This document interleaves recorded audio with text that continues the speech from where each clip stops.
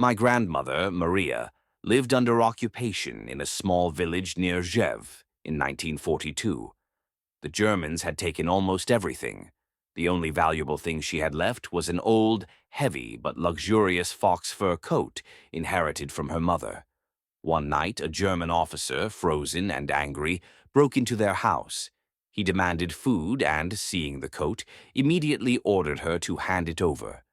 For my grandmother, this was equivalent to freezing to death. Instead of resisting, my grandmother smiled. "Of course, Herr Officer," she said, "but this is an unlucky coat. They say it brings death to anyone who wears it, without first paying with 3 silk scarves." The officer was superstitious and probably too cold to think logically. He immediately ordered his adjutants to bring the finest silk scarves they had requisitioned in the city. He was afraid of bringing bad luck to his battalion. My grandmother took the 3 bright, shimmering scarves. The officer took the coat and left without saying goodbye. All the neighbors mourned her loss. "Now you will die of cold, Maria." But my grandmother was smarter.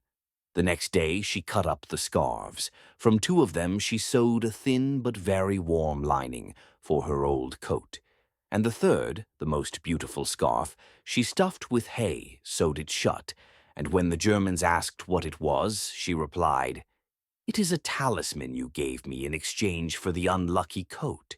It wards off misfortune, and it must not be opened." And the real secret wasn't about the coat. The secret was that inside the hay-stuffed silk, she hid important notes and roots for the partisans living in the forest. The thin silk allowed her to quickly hide or retrieve the papers. The Germans never touched the talisman that they themselves had given her. My grandmother saved many fighters not with a fur coat, but with 3 pieces of trophy silk and womanly cunning exchanged for an old possession.